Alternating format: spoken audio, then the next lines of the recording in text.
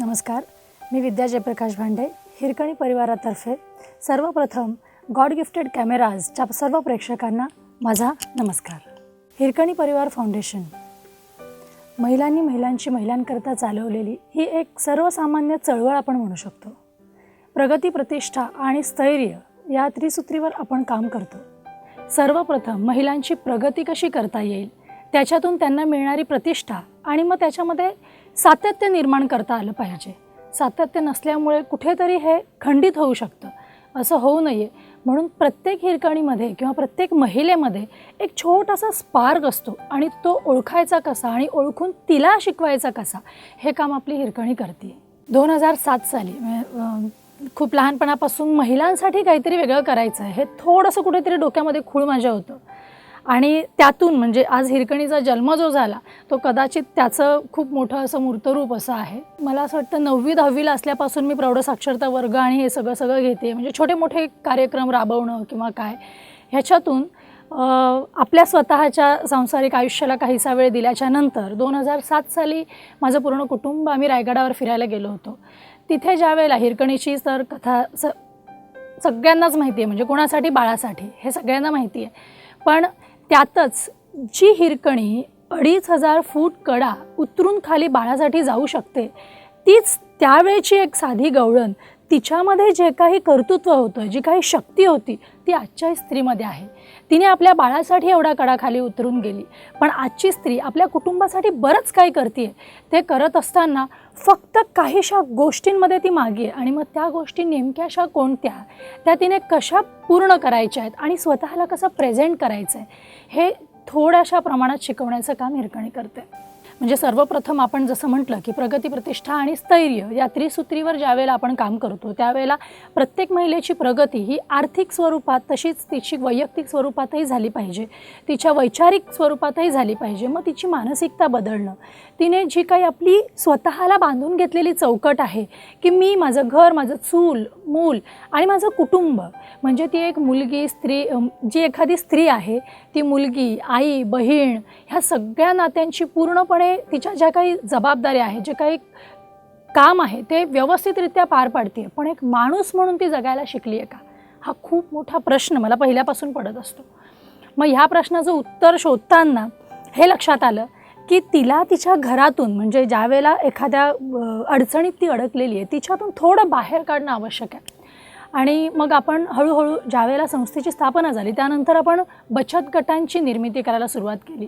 बचत गटांच्या माध्यमातून मग तिची प्रगती म्हणाल तर आर्थिक प्रगतीसाठी पहिले तिला सक्षम करणं हे अत्यंत आवश्यक होतं.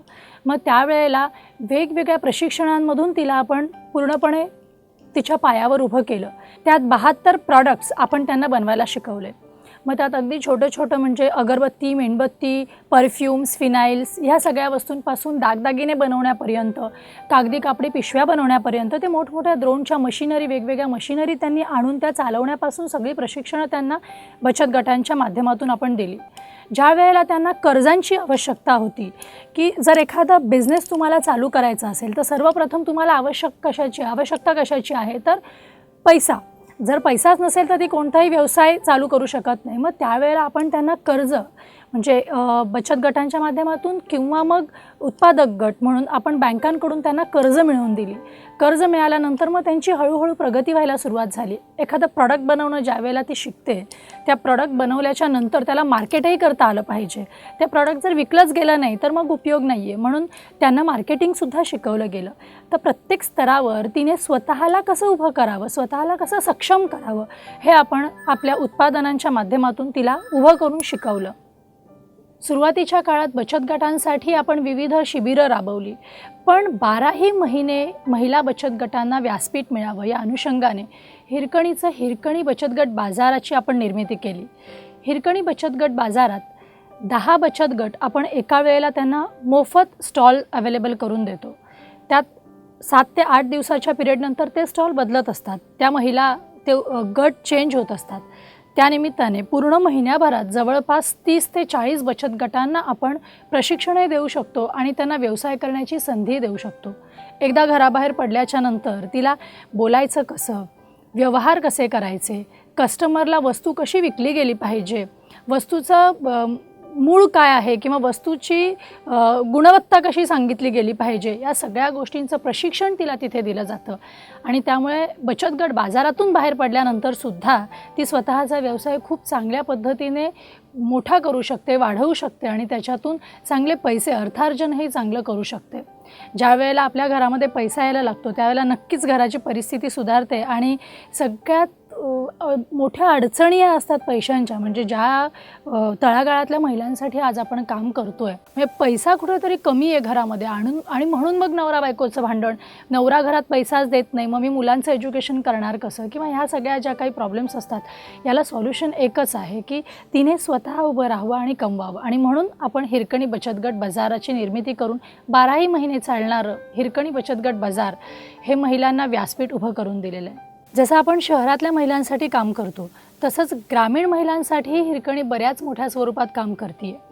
मग तिथे ग्रामसुधार अभियान या अभियानाअंतर्गत आपण इकडच्या काही वस्तू कलेक्ट करून नेतो आणि तिकडच्या पाड्यांवर, असे 8 आदिवासी पाडे आपण दत्तक घेतलेले आहेत, त्या पाड्यांवर आपण त्या वस्तू डिस्ट्रीब्यूट करत असतो.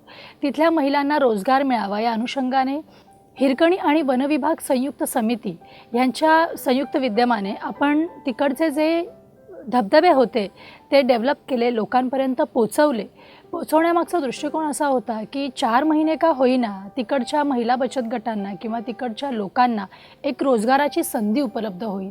मग ते अगदी मक्याचे बुट्टे असतात ते विकून, शेंगदाणे विकून का होईना पण त्यांच्याकडे 4 पैशाची आवक ही होऊ शकेल. असंच ग्रामसुधार अभियानाअंतर्गत आपण बरेचसे उपक्रम राबवत असतो.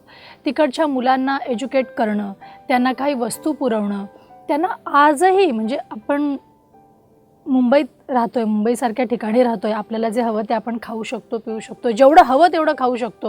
म्हणजे आपल्याकडे कधी कधी असंही असतं की काय काय खाऊ, आणि तिथे असा प्रश्न पडतो की काय खाऊ. म्हणजे आजही ज्या वेळेला आम्ही तिथे जातो तेव्हा तिकडची मुलं आपली गाडी आली म्हणून गाडीमागे धावत येतात आणि यांनी काहीतरी आमच्यासाठी वेगळं आणलेलं आहे हे त्यांना वाटत असतं. आणि कपडे, आमच्या मागे जेव्हा ती मुलं येतात तेव्हा अंगावर एक कपडासुद्धा त्यांच्या नसतो. म्हणजे ही परिस्थिती फक्त मुंबईपासून 100 किलोमीटरवर आजही आहे. जेवढं जमू शकतं तेवढं ग्रामसुधार अभियानाअंतर्गत आपण हे काम करतो आहे.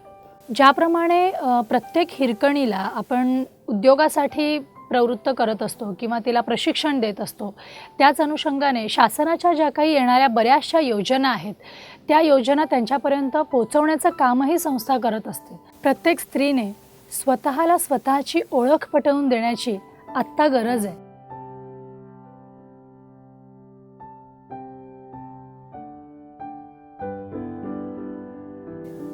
Please like, share, subscribe God gifted cameras.